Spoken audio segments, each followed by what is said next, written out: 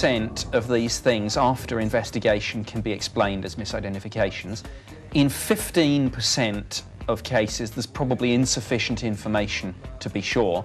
5%, very interesting. And into that 5% go sort of cases where UFOs have been seen by commercial airline pilots, by military personnel, sometimes by RAF pilots.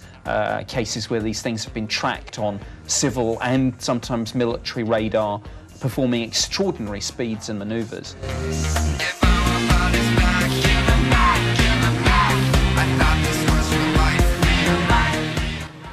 Definitely, the majority of all UFO reports can be explained in conventional terms. You know, we forget that the acronym UFO stands for Unidentified Flying Object, and unfortunately, it's become synonymous with alien spaceship.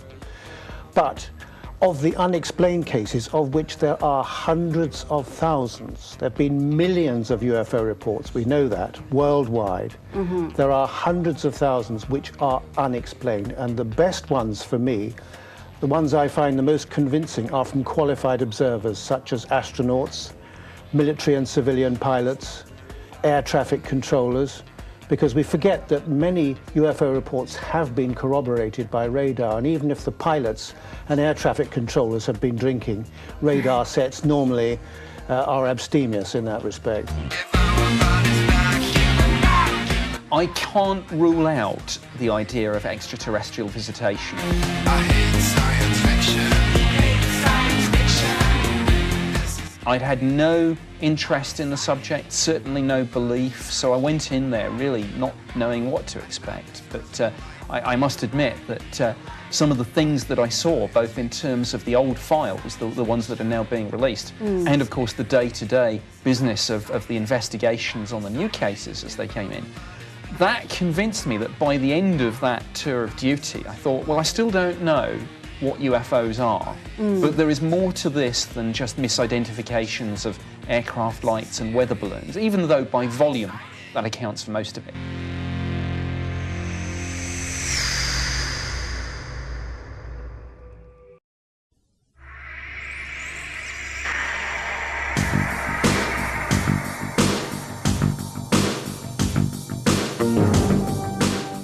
Well, I was sent this extraordinary book, The Flying Saucers Are Real, by Major Donald Kehoe. It was sent to me by a cousin in America who knew of my passion for aviation and space travel for as long as I can remember.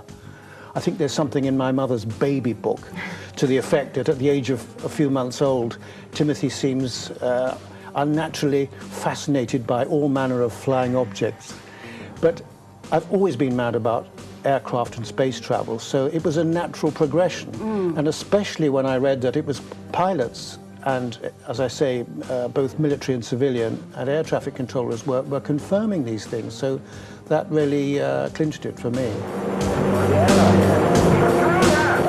I've never seen a UFO, let alone anything more exotic in an Air Force hangar. No spooky experiences at all? No, not really, but in a sense I think that kind of gives me an advantage, because it means that as somebody who used to have this as a job for the government, as somebody who now commentates on it in the media and writes about it for the newspapers, for example, I can do so in a fairly dispassionate way, and I can sort of say, look, I'm not some believer trying to ram a view down people's throats, but this was my job, I did this for the government, this is what I know.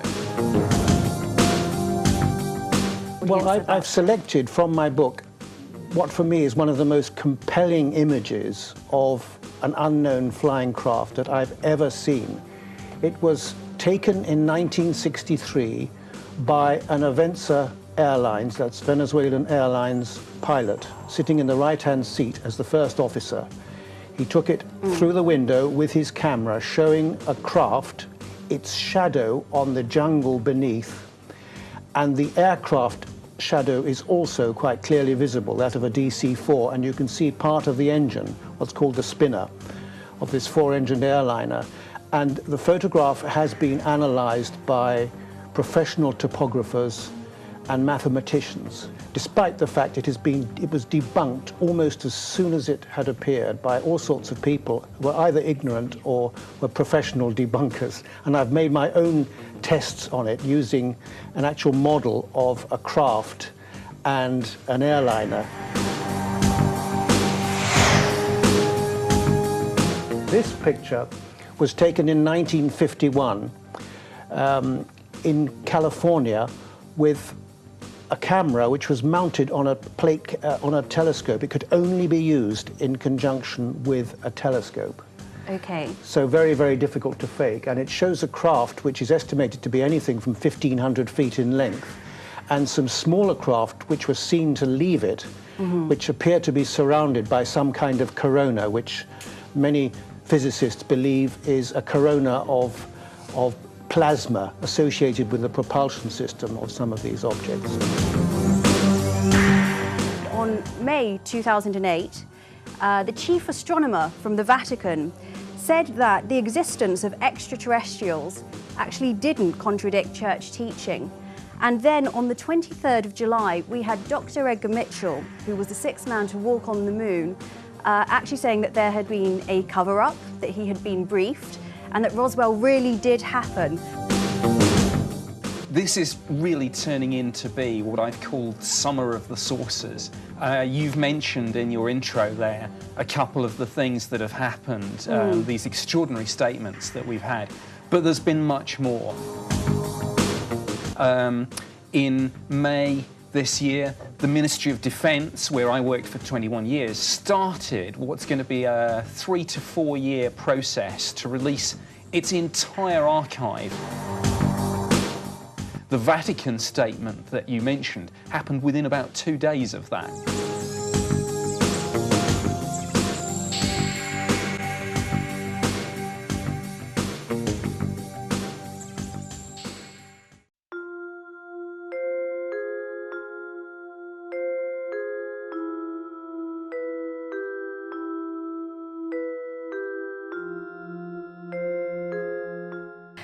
Roswell, I mean, that's a massive topic that everybody always wants to talk about. Yes. What are your feelings on that?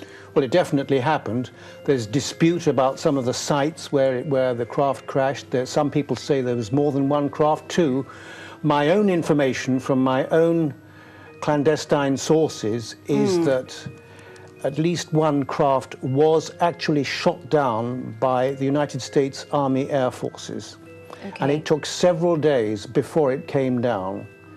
And according to this particular source who gave me this information, who I've actually named in the book, he's a former state representative for New Mexico and a former aerospace engineer, he said a colleague of his actually saw one of these recovered craft, and he could see the entry holes for the particular caliber of ammunition that would have been used to bring this craft down. And this led to an extraordinary conflict, if I can only describe it as that, because not just in the United States, but all over the world, following that incident, the UFOs, or some of them, began to attack our aircraft. And many, even airliners, not just military planes, but many airliners were lost during this conflict situation. And I believe it's a conflict situation which continues to this day to some extent. That's not to say they're all hostile by any means.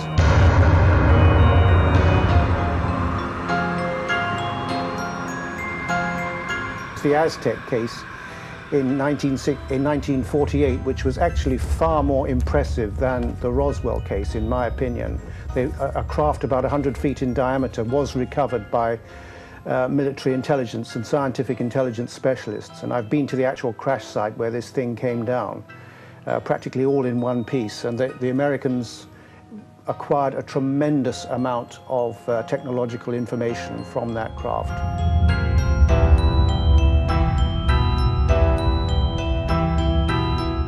It was in March of 1948, and many witnesses, actually there have been sort of deathbed confessions, which have been reported and witnessed by Scott Ramsey and his wife Suzanne, who are planning a book on this case. And I've done a chapter about it in Need to Know.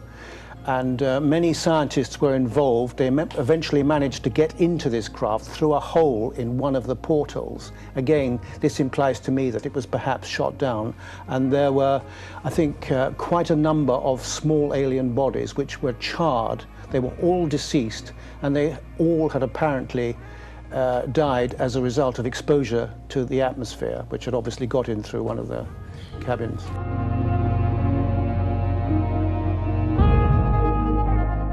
But you've also said that you believe that there are aliens living among us.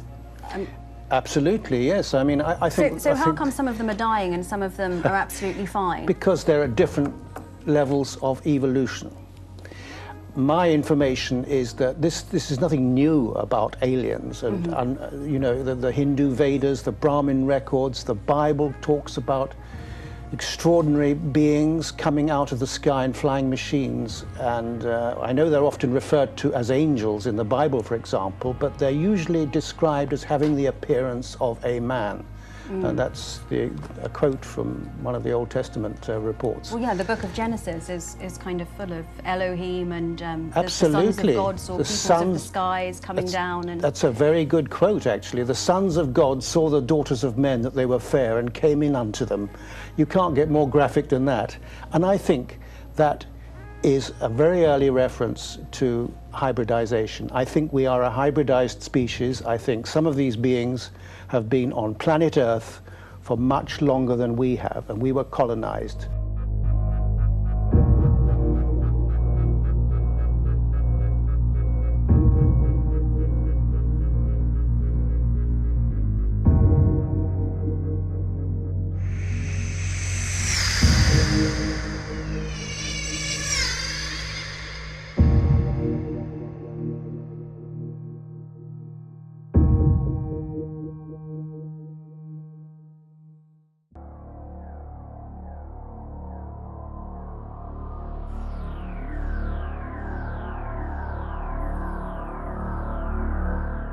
Edgar Mitchell, I know, and I've discussed his opinions about the subject, and as many of you out there will know, about 5 or 6 weeks ago, he was reported in the national media that, you know, there's been a massive cover-up since the 1940s, and that contact has been established. But I mean, actually, he's been saying this for years, but this was the first time he said it quite so pointedly. Yes. But yes, I mean, correct, you're absolutely right about that. And yeah. he's even emphasized, you know, I've been saying this for years, but suddenly it's picked up and it becomes a news item.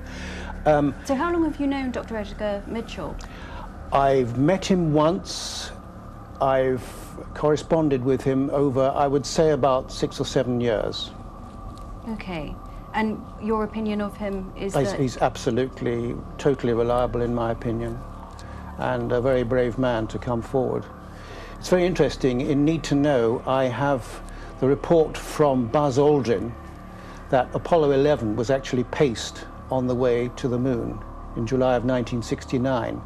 And he's since sort of changed his statement to a certain extent, but he made it on a British television documentary, and it was supported by Dr. David Baker, Apollo 11 senior scientist, that there was a craft which was beside the vehicle, Apollo 11. It was bell-shaped when looked at through the monocular, through the cabin windows, and all the crew members saw it.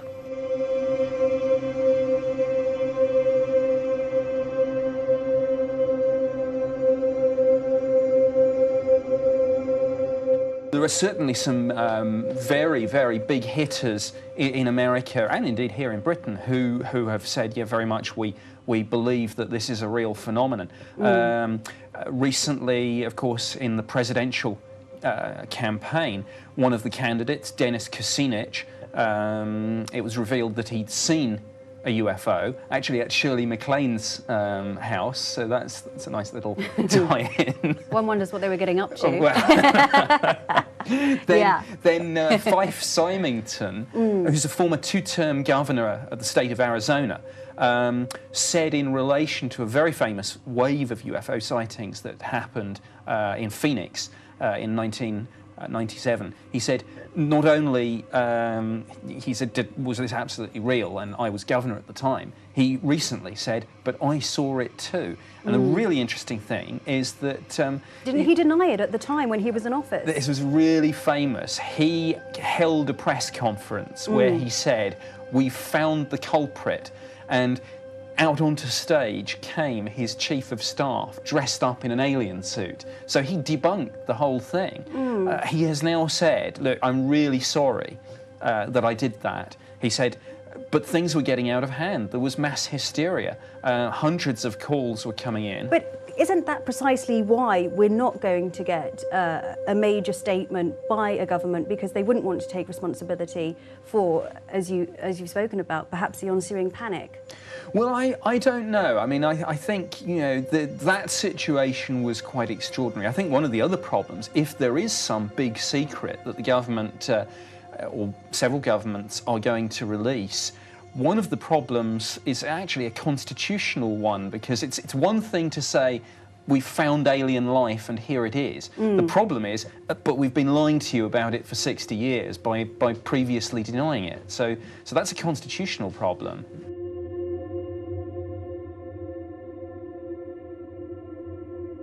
Dr. Edgar Mitchell, the sixth man to walk on the moon, and he was on, I believe, 3 of the Apollo missions.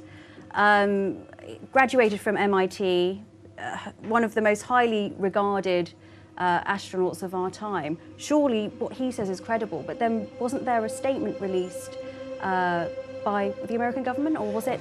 NASA released a statement, right. Yes, and NASA, obviously for the reasons you've said, this guy is an all-American hero. You have to be very, very careful in America about making any criticisms of the astronauts.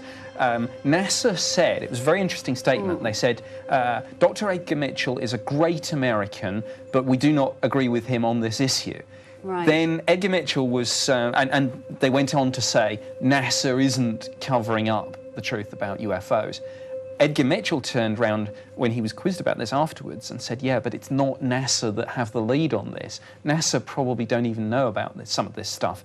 He says that a lot of this is more a sort of cabal of people from different agencies. Right. More of like kind of... the Illuminati or something. Something like that, yeah, right. As opposed to one entire agency that knows all about this and is covering it up. This is a secret club of all different types of agencies. A person here, a person there, key people in maybe a number of different agencies. This is what he's saying, but he claims to have sources at very, very high level in the Pentagon and elsewhere. And let's face it, if you were actually going to confide in someone, and people can't keep secrets, an astronaut is exactly the sort of thing, the sort of person that you would probably tell about UFO secrets.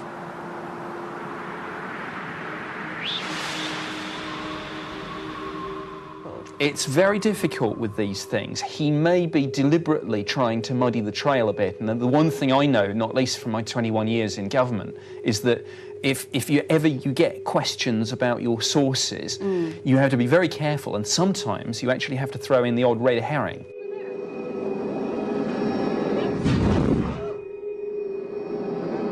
I mean, if there is some kind of secret society of people in the know, are you part of that society?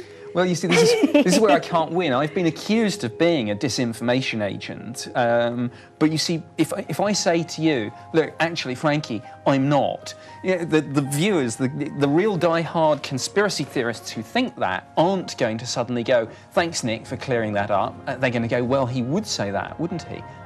So I can't win. Well, you would say that, wouldn't you? Well, I would, yes.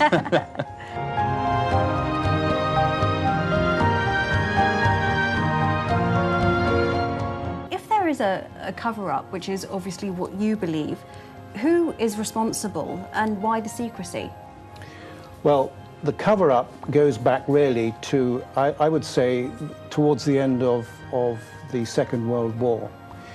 Because, you know, people have heard about the so-called Foo Fighters, which appeared during the war to the Axis pilots, to US Army Air Forces, Royal Air Force, German, Japanese, often described as fuzzy blobs. But in fact, there were sightings of enormous craft, such as the one in my book, which was a giant object seen by the entire crew of a Lancaster bomber, which all affected them at the time. And that information has never been released officially.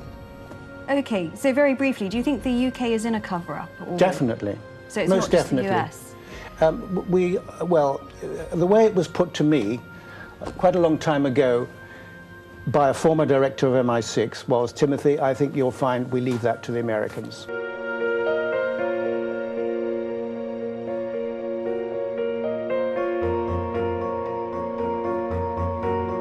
If you get questions about your sources, you have to be very careful, and sometimes you actually have to throw in the odd red herring.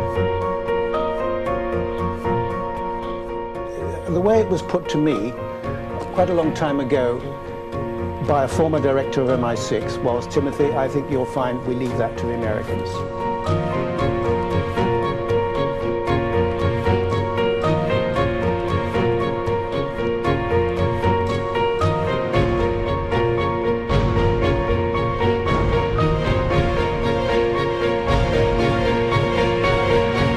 Who is responsible and why the secrecy?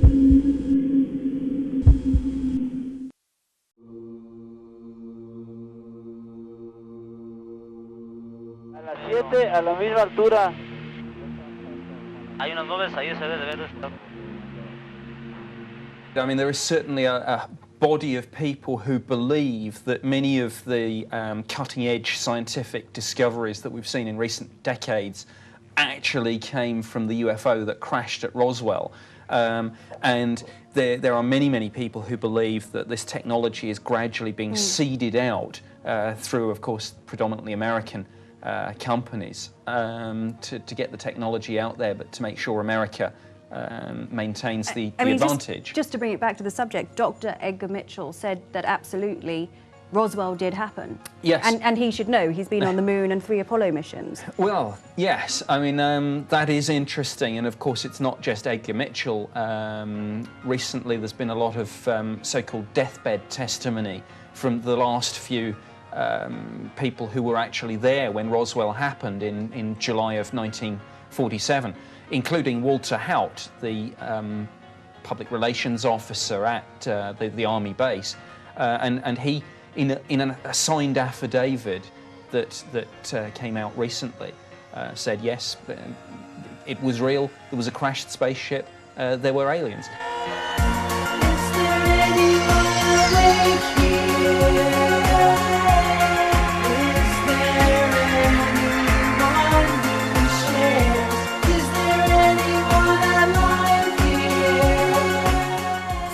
Corso, who wrote The Day After Roswell.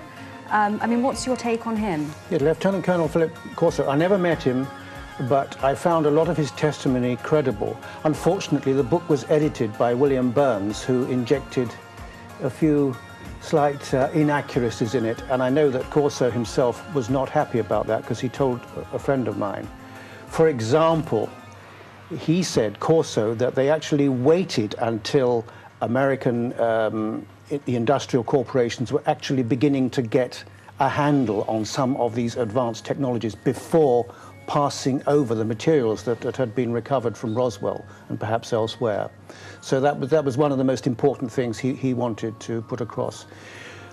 I know many people have said that, oh, we found that he wasn't on the National Security Council. Well, he wasn't on the National Security Council, but I've got his military records, and they show that he was on the National Security Council's intelligence staff for quite a few years as an intelligence officer, and he was involved with a special coordinations board which dealt with some of the most sensitive clandestine operations mounted by the United States government. So, you know, he did have a very good intelligence background. Is there anyone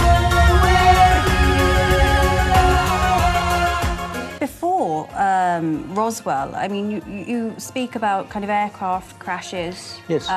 In the 40s. Yes. Now, this is, I think, one of the main reasons for the cover-up. One of them, certainly at that time, for heaven's sakes, was that when the Americans, with the German scientists headed by Werner von Braun at White Sands Proving Ground, started test launching the captured Nazi V-2 rockets, the UFOs increased their surveillance, and they started buzzing the rockets and in several cases causing them actually to crash or come down to Earth prematurely. And one of these instances was actually officially confirmed in a local newspaper, which I've reproduced in the book. And the director of the White Sands missile base says that unexplained phenomena were responsible for bringing down the rocket. Now, what happened then was the Americans renewed their effort to try and get one of these craft or more down for evaluation. They succeeded, and all hell let loose, because all over the world, not just in the United States, aircraft crashes, many completely unexplained crashes, not just military planes sent to intercept UFOs, which were being reported in the press every day at that time, but worldwide, and civilian airliners. And typically, what happened was planes would be able to get off the ground. In aviation terms, they call that unsticking, unable to get off the ground, and would crash either at the end of the runway or shortly after takeoff, killing passengers. So it's not just military planes. And the official explanation invariably was the aircraft ran out of fuel. How many planes run out of fuel just after taking off? You know, it just doesn't make up. But nobody really questioned it too much at that time. But an emergency situation was declared by President Truman at the time. And this started in around April, May of 1947. And there have been... So how many of these crashes were there? Well, I don't know the exact figures, but I know now the Defense Department figures for 1952 to 1956. There were 18,662 crashes, of which 9.5% were unexplained. And that's 1,773 crashes which were due, as it says officially, to unexplained causes, unknown causes.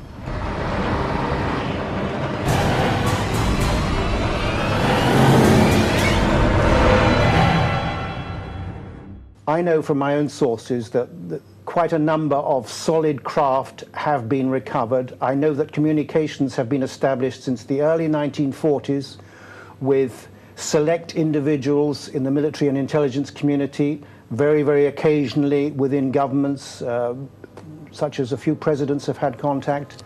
So the proof is all there.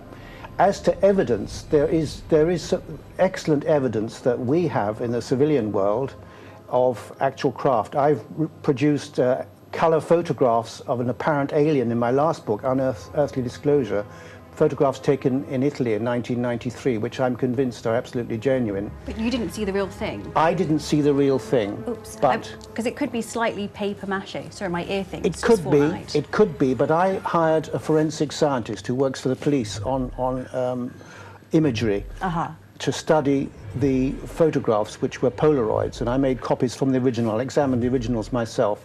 And furthermore, the witness had, on one occasion, a close-up sighting encounter with this creature when it was photographed.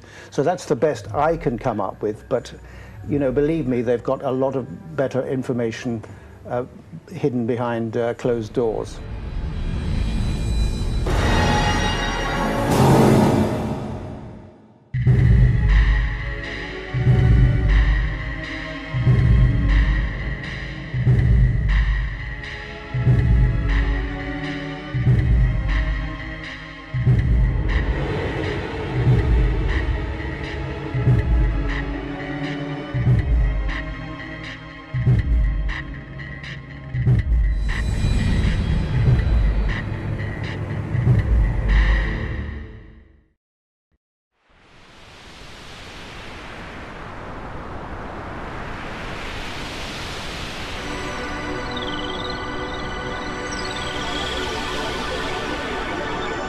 You know, one of my friends, and the chap who actually wrote the foreword to my latest book, Bill Gunston, is arguably the world's leading aviation historian, and he is convinced that there's no way the Germans could have produced advanced circular flying craft during World War II.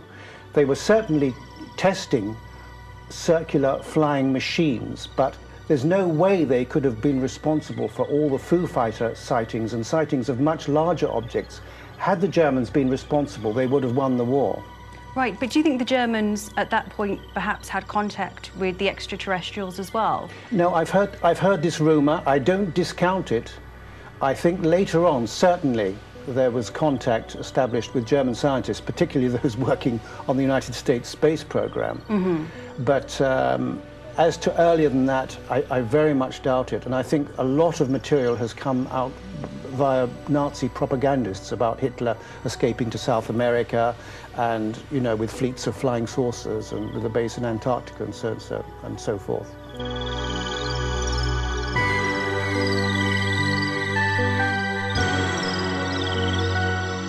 Right, and something else that I found really interesting was you spoke about Kennedy's trip, President Kennedy's trip to see the alien bodies. Yes. I mean, sorry, would you mind elaborating for our viewers on that? No. I was informed by a reliable source attached to JFK's source, White House staff, that in 1961, 1962, John Kennedy requested the observation of actual alien bodies, which he had learned had been recovered by the military. And his wish was granted, and he was taken on Air Force One. The plane was full of generals. It was led by General McHugh, was in charge of the operation. It was a top secret mission. Kennedy saw the bodies. He was taken to Tyndall Air Force Base in Florida, and the bodies were located at a special medical facility at that site. I mean, do you think that had something to do with his assassination? I don't know, but there are several pointers that might indicate some truth to that rumor. Like the rumors associated with Marilyn Monroe, I don't discount those either. There are some very strange things about her. So you believe Marilyn Monroe was murdered? I don't know, but I'm very suspicious about the suicide, particularly since she was connected with both Kennedys, JFK and his brother. So there is some possibility there for a good conspiracy theory.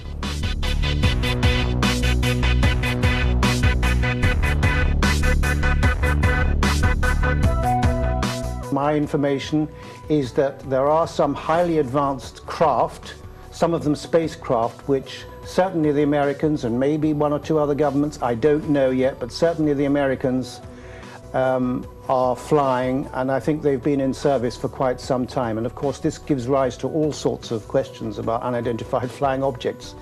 Just how many of the above top secret craft that the Americans have are normally seen in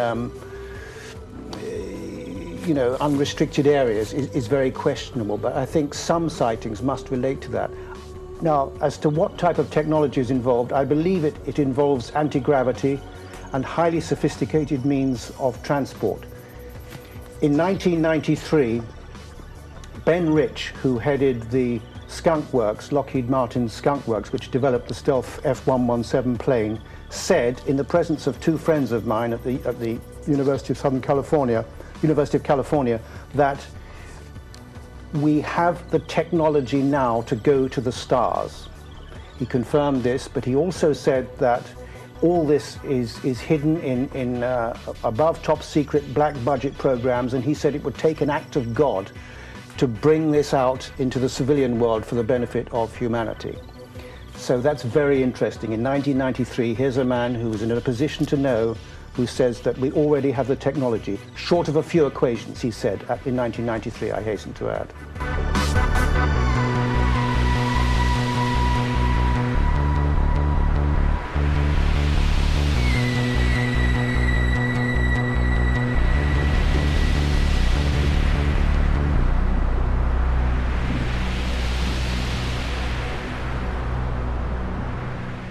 Now, the sketch beneath this photograph of a Japan Airlines cargo plane was made by the pilot of this Jumbo 747 in 1986, following the sighting of a gigantic UFO near Anchorage, which was also tracked on radar, and there below is his sketch of this walnut-shaped object. And I don't know if viewers can see, but the size of the plane underneath it, to the right underneath the rim, the lip of the craft, for comparison, shows that it absolutely dwarfed. This was an enormous object, and it was seen by the entire crew, and as I say, tracked on radar, and that was confirmed by civil aviation authorities and the CIA, who tried to discredit the story.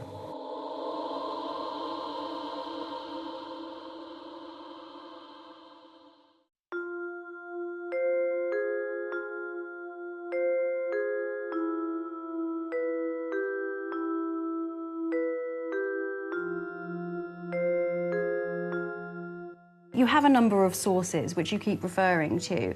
I mean, are all of these sources, do they kind of speak off the record? Do some of them wish to remain anonymous? Some of them speak definitely off the record, that's for sure. Others feel that certain information, the time has come to reveal this information. And I'm not the only reporter, if you like. I'm a professional writer of books, not a journalist as such, though I have written articles for newspaper, but I hold a press card. And I know that a number of very distinguished journalists in the United States, for example, have been given some of the basics of this information, so that it's not as if we're all going to be completely unprepared. But it's not just in the United States, by the way, where I have acquired information. So where else in the world have you acquired this information? Well, I'd rather not say, actually, but certain countries. Okay, so would you say that some countries are more forthcoming than others? I would definitely say that, yes. Okay, but you're unable to say which countries? And I would say also that the information I get is very, very occasional, and it's really like fitting pieces to a jigsaw. But do you kind of vet all of your sources? I mean, can someone Absolutely. just turn up and say, I work for the military? I have to be very, very, very careful, and I usually check out their credentials and I'm often introduced through somebody else. You need very, very high security clearances to get anywhere near these programs, which include an alien liaison program. Contact has been established. But you've managed to get close enough to amass all this wealth of information. Yes, I have. So surely it can't be that difficult. I mean, you've been... No, and it's not just military and scientific intelligence personnel who've had contact. People from all walks of life, and I hasten to emphasize that. All walks of life, not just farmers in the outback, have had communications with extraterrestrials. I would say tens of thousands. Take 1954, for example, Air Marshal Sir Peter Horsley. He was Deputy Chief of Strike Command with his finger on the nuclear trigger at the time. He was an equerry, a military attaché for the Queen and the Duke of Edinburgh for 7 years at Buckingham Palace when this event happened to him. Now, first of all, he actually at some time in the 50s was working in the Ministry of Defense Operations Room dealing with UFOs and collaborating with the Americans, and he could never get near their top secrets. But he claims to have had a 2-hour meeting with an extraterrestrial human being in the middle of London, arranged for him via a British Army general. Fabulous. And I spoke to him at great length about that, and I'm convinced he was telling the truth. And one of the most disturbing things he found during that encounter was that this alien knew all Britain's top secret nuclear secrets and knew everything that was in Sir Peter's mind. When the wall came down, late '88, I think it was, I was invited to the former Soviet Union, and I appeared on television. And they were very, very open about the subject. I was talking about all sorts of things for at least a half an hour on a live program in St. Petersburg. It's very interesting. In 1977, this is not generally known, that a 10 to 12-year top-secret program to investigate UFOs by the military was established by President Andropov. this was initiated in 1977 by President Yuri Andropov, who used to be, for much longer than he was president, head of the KGB. That's the Soviet CIA. And he initiated this program because the military was getting gravely concerned about the intrusion of UFOs, and 4 million soldiers were involved throughout the territories of the Soviet Union to investigate. They were told to look for them, to take down details of any reports and so forth and pass it up the line. And it was classified top secret code word. Top secret Institute 22 was the additional code word to that program. Top secret with 4 million people involved. 4 million soldiers, and the information did not come out until about 10 years ago.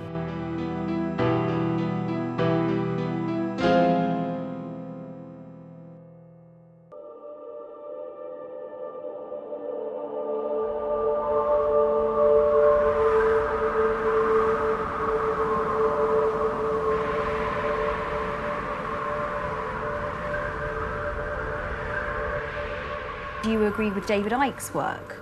I don't think so. Does he write about UFOs? I don't think so. Yeah, he writes about UFOs and reptilians. Oh, reptilian aliens. I find it very hard to take that seriously, I have to say. So you do believe in aliens, but not reptilian aliens? There have been a few sightings of aliens with reptilian-type skin, yes. But as to aliens inhabiting human bodies, I don't buy it. Okay. I have no evidence for it. I've never learnt that myself from my own investigations. So what's your opinion on chemtrails? Well, I have to say, I've no doubt that chemicals have been sprayed for various purposes at various times, but to the great height involved to spray chemicals from aircraft at thousands of feet up, 30,000 feet or more, is absurd, because the particles would dissipate. There's absolutely no way they can target anything like that. So I'm totally unconvinced by that, I'm afraid. What about alien abduction? Definitely, people have been abducted. That's the bottom line. Probably tens of thousands of people, maybe millions. I don't know the figure. We know that, just like UFOs, the majority can be explained. There are an awful lot of wannabes in the abduction field.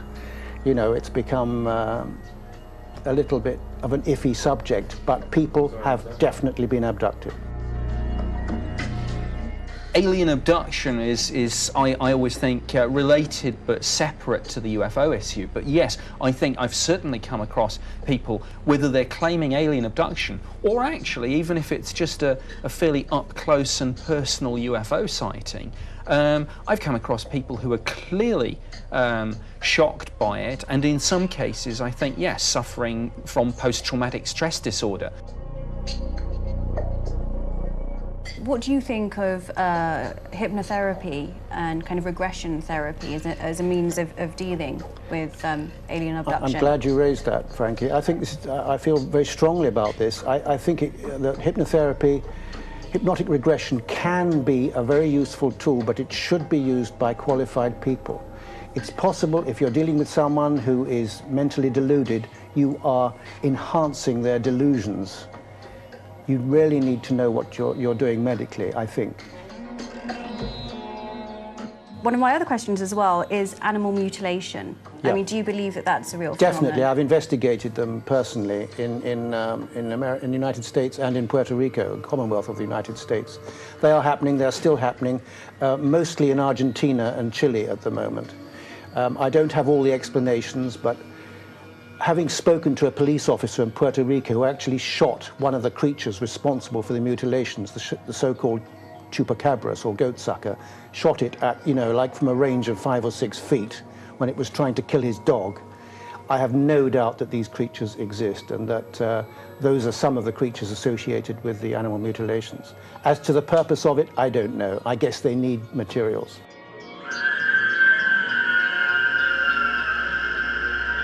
We're going to try it. Roger.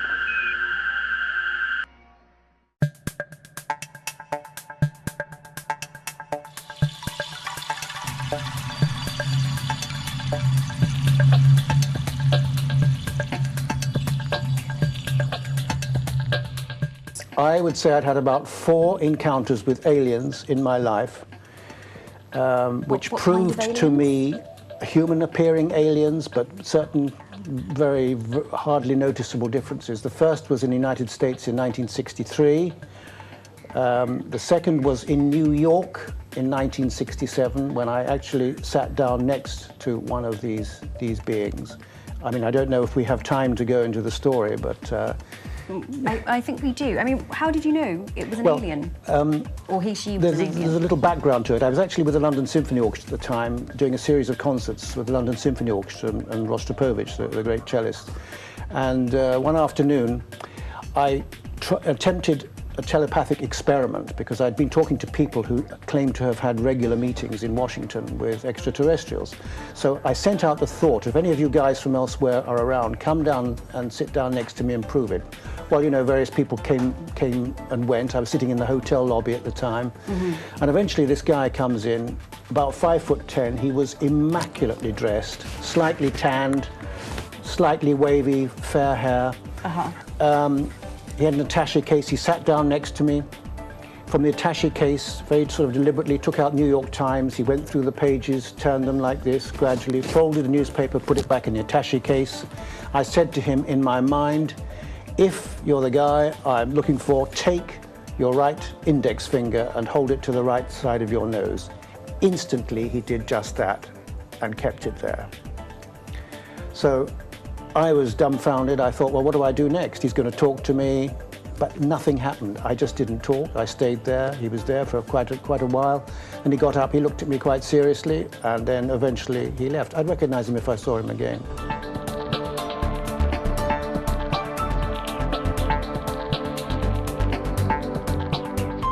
How many species of aliens do you think there are? I think there are many.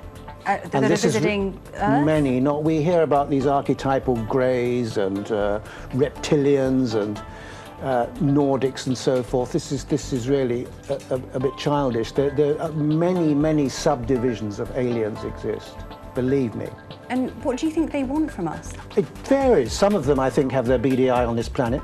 Earth is unique in our solar system and maybe for, quite a way around. It's obviously attractive to beings from elsewhere. It's got tremendous resources, it's got a huge amount of water, and other resources that they obviously acquire here.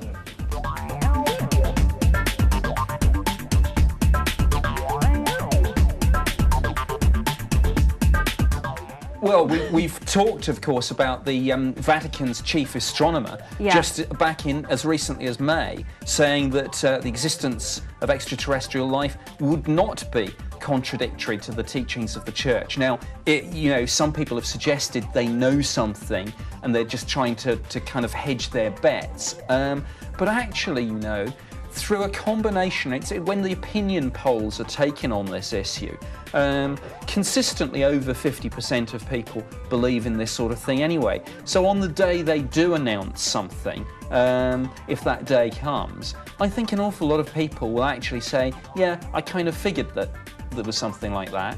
So I'm not sure there would be the undermining of world religions, panic in the streets, things like that. I think people would say, yeah, so what? We always knew it.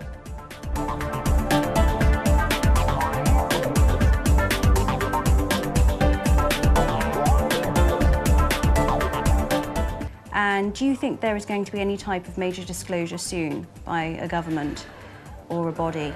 Well, as for genetics, I'm convinced that some aliens have a hybridization program. I'm absolutely 100% convinced of that, and we are part of that. We've been hybridized before, we can be hybridized again, and they probably need materials from us to produce their own hybridized species. As for disclosure, well, it depends what's being disclosed, and if there is disclosure by governments, are we going to get the whole truth? I seriously doubt it. I seriously doubt it. There's going to be spin. They cannot tell us the whole truth. It's got to be gradual. It's not just members of the public out walking a dog late at night. It's celebrities, it's police officers, it's military pilots. Don't be afraid if you've seen a UFO to make a report to the MOD. to the media, to a UFO group, wherever, because people really are in very good company.